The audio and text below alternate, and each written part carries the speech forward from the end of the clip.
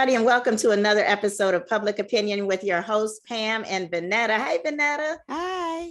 Hey, and happy June. Summer is just around the corner. It's in the air. This is this month for love.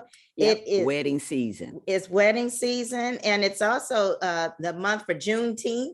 Now that everybody now is celebrating it. Like 2-3 years ago, nobody was trying to celebrate. Didn't even know what that was. Okay, now not only celebrate. Now we get a day off from work. It's wonderful. Well, not everybody. Now, I do not get the day off. I'm taking it off. I'm sorry. You should take solidarity. Right. I am taking it off in solidarity. Okay. Well, that's great. It's great. June is also Pride Month. Yes. And so today's show, we are going to be celebrating Pride Month. We are going to be talking with a woman who is transgendered. She's a transgendered woman. And just going to get an insight into when she wanted to do this and everything that went along with her making that decision, because I think it's important at all times to educate people. I think the more people are educated, the more they can become understanding and accepting of certain people. And even if they are not accepting of it, you can still have an understanding of that, particular lifestyle. Because I think sometimes people will look upon people and they formulate opinions without really knowing, what was behind all of that. Oh yeah. And they create scenarios in their own head, and things that you fear, you make them bad. Right. And so understanding, I do believe that a respect and an understanding will help everybody be kinder to one another. Exactly. And in this world, it's so important for people to practice kindness. I mean, that cannot be emphasized enough. So we are going to get started and meet our guest, but I want to introduce her first. Her name is Dezzi Smith. Dezzi is an illustrator and speaker. She has been working as a freelance artist for over 10 years. Currently, she makes videos helping other artists find clients and build businesses. So let's welcome Dezzi. Welcome, Dezzi, and thank you so much for agreeing to be a participant on the show. We're so happy to have you. No problem. Thank you for having me.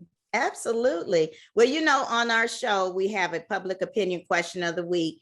And so it wouldn't be public opinion if I didn't say what the public opinion question is. So I'm going to read it, and then you'll be given the opportunity to answer the question. So let's see what that question is. When did you know you wanted to make the change to become a transgendered woman? Go ahead. Well, it's kind of not such like a cut and dry story. I wouldn't say it's so much one specific definitive point that I knew I was transgender. It was more so kind of actually doing more so detective work over the course of my life and like ever since childhood.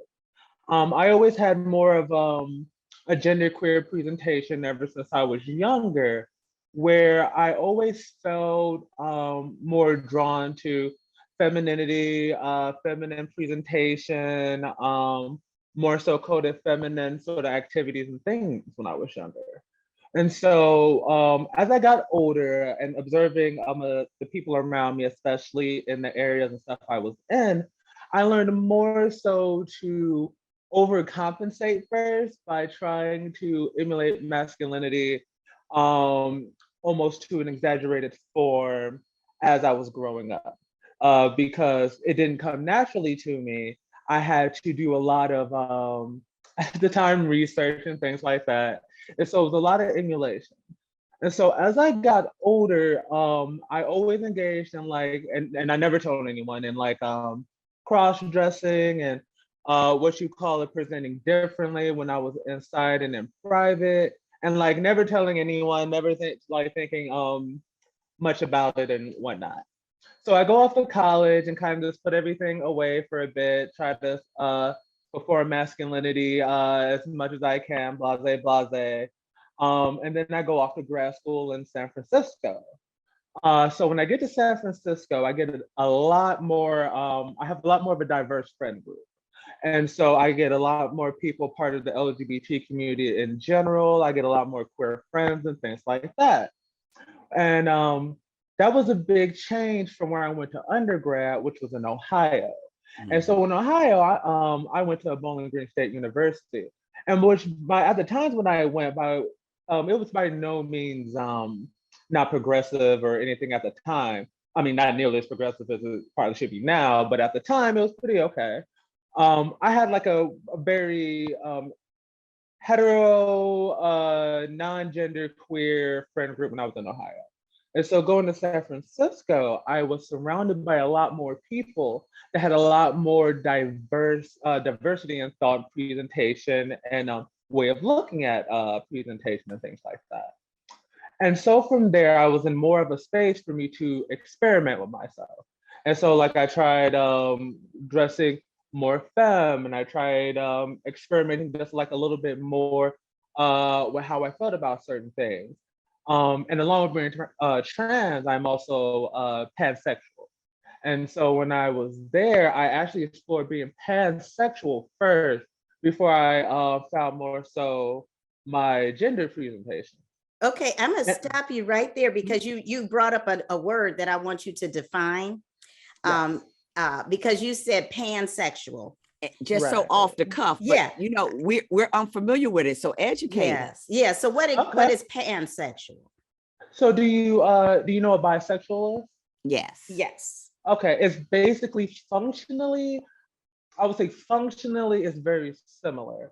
There's nuances when you get to each specific person, but functionally it just means you're attracted to more than one gender. And so pansexual, that term came around a little bit after bisexual, and it was developed after a little bit more understanding of non-binary trans people and binary trans people. And that's a whole other thing, but it's more so, it's more, I would say it was created as a more inclusive term, but in the community, it tends to be whichever one you came across first.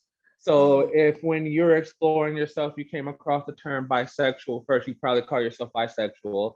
If you came across pansexual, which is a little bit later, you probably go by that. Okay. So it's similar to bisexual, but it's functionally the same thing, because if you ask different people of both what you call it sexualities, what you call it, the difference that people used to think was with bisexual, you only liked men and women, and at the time that didn't include trans people. Where pan means more so all genders rather than a binary, which bisexual does. But if you ask people like, nowadays who are bisexual, they say, no, I am attracted also to trans people. So that kind of distinction really loses a lot of its functionality when you look at the modern uses and definitions of the word. Okay. Now, I do want to ask you something. You stated that when you were young, you kind of felt like you feminine, but you wanted to maybe go away from that by overcompensating the masculine aspect of your identity at that time. Do you remember how old you were when that happened, or when you felt like that? I was like stealing my mom's clothes and like dressing them around the house, even like just playing with her ever since I was like really young. Like one of my first memories is like having her like heels on and stumbling like in front of her and my grandma, and my mom said, "That's not how you wear it. You're gonna like break your toe if you keep doing that." And I was like, "You gonna tell me what to do?" And so like ever since then, it was like really young. It was one of those things that I didn't even understand was something that I wasn't supposed to do until I was older, because I would even go to school and like we had like this little like dress up area in like preschool or something like that. And there was just like one little outfit that was like one really like cute dress outfit and everything. And I would always go and like grab it to wear because I thought it was cute. And so I was just like, I'm gonna wear this, it's gonna be awesome. And I couldn't have been more than like 4 or something at the time. And so it's just like, I'm not thinking anything of it. And like the kids would make little snark remarks, but I was always someone, I care very, I won't say I care very little what other people think, but I weigh it against what I want to do more so than their expectations. And how was that received by your mother and your family and her friends and those people? Well, with my mother was actually very accepting of just me as a person. Because especially at the time, because I'm 33-ish now. And so what you call it at the time, this was like the early 90s. And so we didn't have a lot of language and understanding of the scene and all that as we do now. And so my mother, though, she was always very progressive thinking. My mother was an avid reader. She what you call it, we lived in I'm from Chicago. And so we lived in Harvey, and like where other people were very much not, you would definitely get bullied and all that for doing anything around there. My mother was very accepting. And my grandmother was the type of person who just radiated love like no matter what.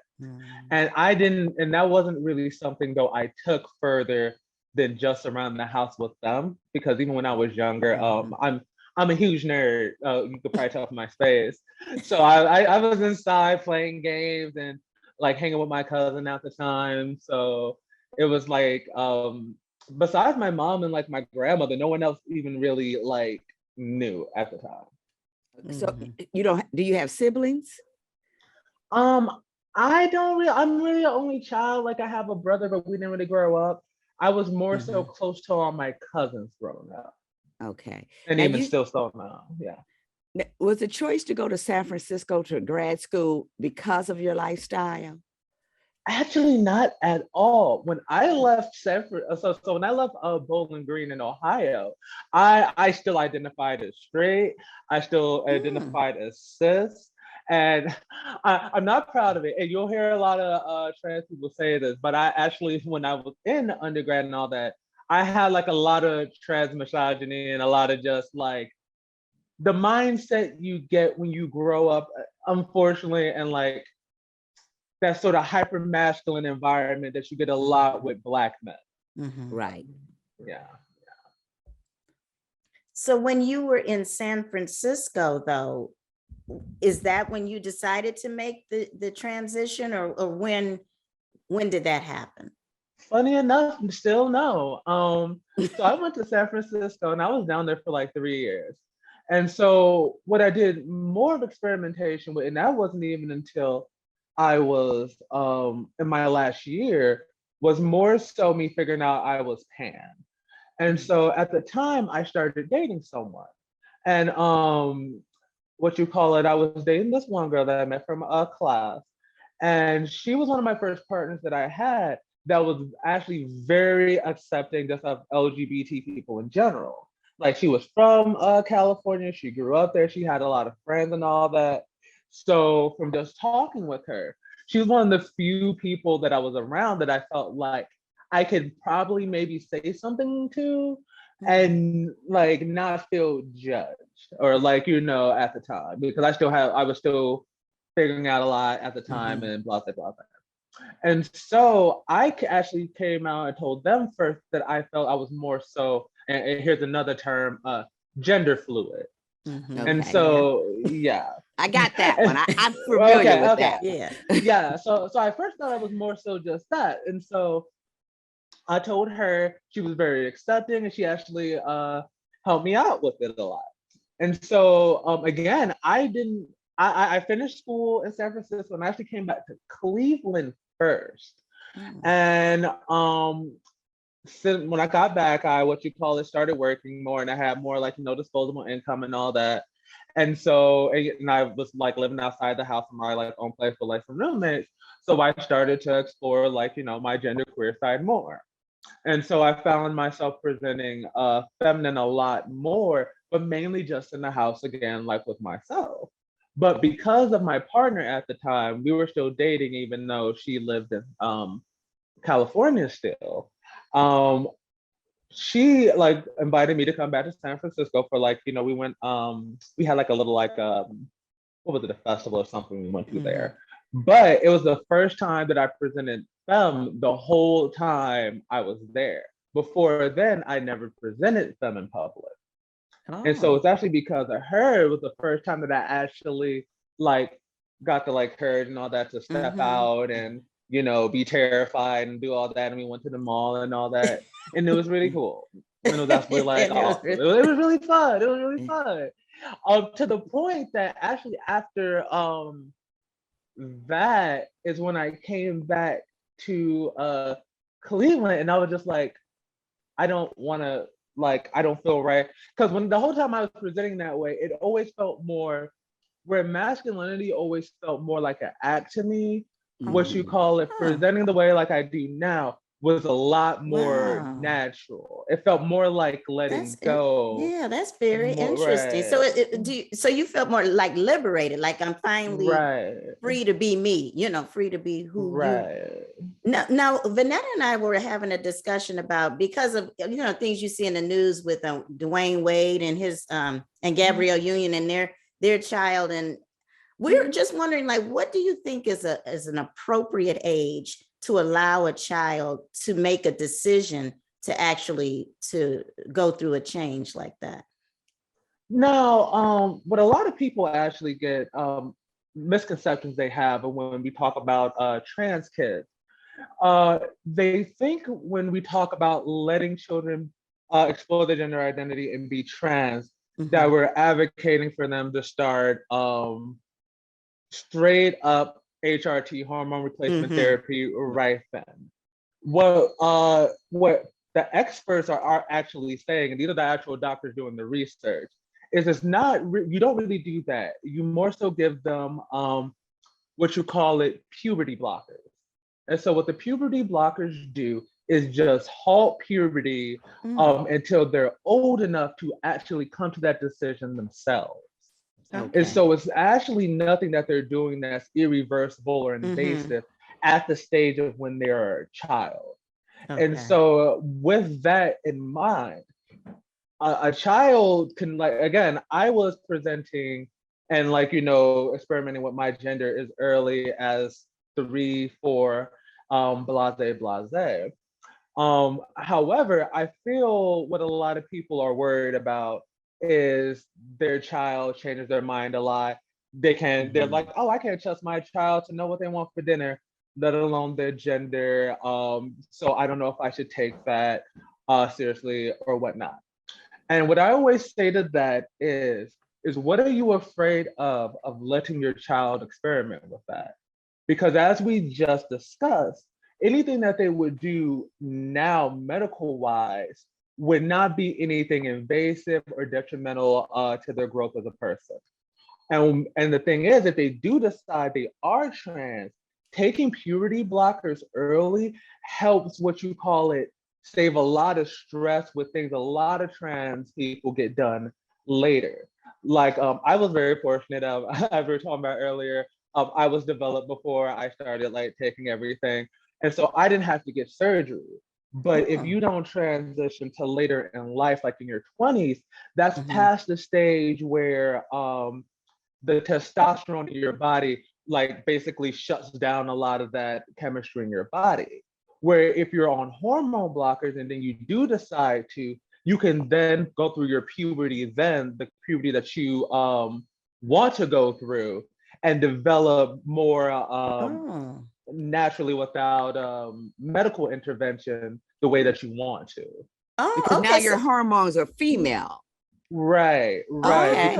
Because it's going through the testosterone fueled hormone puberty that gives the facial hair, that gives the smaller hip ratio, that gives like a broader chin line. Yeah. Right. A lot of the secondary sex characteristics we talk about. And you know, I was telling you before we started recording about how I'm jealous about your chest. I said, now you see where I got, or you don't see it, right? But, and then you said though that was just yours was natural from just And now, how was that natural again? It was you. Were So I was always a big kid when I was younger. So I always kind of had a chest to the point that I would like wear bigger shirts and all that. to like cover it up and hide it. Oh, okay. It was funny to the point that I got so good at hiding my chest, right? Because I've gained and fluctuated in weight like a bunch of times since I was younger. I'm on my smaller side now, but even when I was bigger, like I got very good at wearing the right clothes for it. To the point that when I did transition and I started wearing shirts that what you call it and things that showed off my chest and stuff more, my family was like, "When did you get surgery? Like, are those like where'd you get boobs from?" I'm like, they always been here. Like, they didn't Right. come from anywhere. Wow. Yeah. And Okay. I thought those were enhanced. So you were Yeah. very fortunate. Okay. I was very That's fortunate. okay. I will say that's a good $30,000 that I don't have to spend that I'm happy Wow. about. Now, what would you say the total like cost would be though for someone transitioning? It depends because not everyone does everything. Like there's different levels of um affirmation that people are comfortable with to feel like they're done with their transition. So for me personally, I just take HRT, which is hormone replacement therapy. So Mhm. that's a testosterone blocker and estradiol. And Okay. so what you call it for me, since luckily, because I was always a bigger person, I've always had curves and stuff like that. Hmm. So once I started taking hormones and all that, it basically I'm about as curvy, if not curvier than my mother and anyone else like was. So it's like because what hormones do a lot, it's fat redistribution once you've already have your bones set in place. And so I Hmm. had a lot of fat to redistribute, and so I was like lucky in Yeah. that aspect. Where if Okay. like you're skinnier, you have a Hmm. little bit less to work with. But it's also very much your genetics. Like if you're Hmm. like if the women in your family or if you're a trans guy, the men in your family Hmm. like was a certain way, you're Right. tend to gonna be, in that direction too. Yeah. Now, with all the things we hear about, and so many people have like sometimes kind of hatred or whatever misconceptions they may Bigotry. have, bigotry, Right. right? Well, Right. is there anything that you would like to say now that you have this platform to people to let them know about who you are and how they should receive Right. or treat transgendered people? Yeah, what I would say to them and a lot of people, like we talked about before we even started this talk earlier, it has a lot to do with just people not knowing trans people having an idea in their head from what they hear from their relatives, what Mhm. they see from the media, and a lot of those are actually a lot of times are just horrible representations of most trans individuals. Mhm. Um, a lot of times, I would say also, especially in the Black community, we have Mhm. what you call it a lot of work we have to do with that work around queer and LGBT identities. Just because we have, I would say, definitely a culture of a lot of strong masculinity just kind of built into the Mhm. way that we operate in America. So I would say, first of all, the thing you got to realize if someone that you know or someone that you're dealing with are telling you that they're trans, um, regardless of how you feel about the children or whatnot, if they're grown and that's Mhm. what they're telling you, that's what it is. Mhm. So at that point, it's like it really doesn't matter how you feel about it. They're going to be there. Now you Mhm. can either move forward with them from a place of negativity and strife, which is just really going to put more stress on your relationship and already, or I feel you can take it as an opportunity to learn more about it Mhm. because approach it from it's not going to change Mhm. unless you're going to do some act of violence that is horrible. It's Mhm. not going to change. So Mhm. if anything, you'll be best served by sitting down with that individual, Mhm. talking, like even like how we're doing now. Mhm. Um, a lot of like because trans people will get like 'cause there are some I will definitely say all of us have different levels of bigotry, strife, Mhm. and prejudice that we have to deal with. Mhm. Unfortunately, that does leave some of us more defensive than Mhm. others. So yeah, the trans person might not be the one to ask more nuanced and personal questions Mhm. about how they feel about transitioning. Mhm. But there are definitely people like how we have this platform right now that we're Mhm. discussing. And some people, like this is all that they do, will go around and educate people on the subject. Mm. So I will at least just say before you make up your mind, and especially if the what you land on when you make up your mind is treating that person like how we didn't want to be treated Mhm. 50 years ago in this country, at least educate yourself first, because I don't want people just to blindly be like, oh, you're just saying I just like have to accept everything. I can't ask any Mhm. questions, Mhm. blase, blase. I'm not saying that. I'm saying what I just said. It's not going away. So Mhm. either you can choose to understand Mhm. more to help you bridge the gap between your understanding and that person's, or you're going to be in this negative place where they're like that loved one is going to shun you. Other people who, Mhm. because this is a very hot thing that's going on right now, Mhm. people who are on that side are going to shun you. And Mhm. I'm at the end of the day, it's like, why? Right. Like, what are you like? What are Yeah. you afraid of? What are you fighting Yeah. for? And thank you so much. That was Mhm. excellent. And that's the Absolutely thing. excellent. Desi, but I have one more question. I would consider Mhm. myself an ally. All Mhm. right. And I still find it difficult to keep up with the letters. You know, it seems like that's a Mhm. constantly changing spectrum there. And Yeah. I bought my shoes today. I got some Ally shoes, but I was like, does this have all the letters on it? Right. Right. And so I was kind of funny. People call it what is it, the alphabet mafia. It's like, okay, so I had two schools of thought on the letters. It's like I like the letters, like as we use them now, because if you know what each of the letters stand for, it's trying to be as inclusive as of diverse gender and sexual identities as possible. So it's LG, lesbian, gay, bisexual, trans, queer, agender, or aro a plus is just anything else Mhm. after that. Mhm. I personally, as a person who is into branding and just succinctness of getting an idea across, I would like a more simpler word for people who are outside of the lexicon to understand. That's how come I just tend to either use queer if I'm talking about sexualities, or gender queer if I'm talking about gender diverse individuals. Now, and again, and I'll preface everything I said today with this. Trans people, just like Black people, we're not a monolith. Mhm. Everyone feels differently. Some people Yeah. don't like the term queer, but a lot of the modern language, and especially if people like, I would say if you're under 30 or like 40, you're probably using queer as like a reclaimed term more so than a slur like how it was used back in the day. Right. Because Okay. very much a reclaimed term, because that was a very negative thing in Right. my age. You Yeah. know, if Right. they called you Yeah. queer, you were really trying to offend someone. Right. Right. Yeah. And that's true. And that's the people you tend to Yeah. see who have more of a problem with it is Mhm. our older generation of Yeah. folks. Yeah.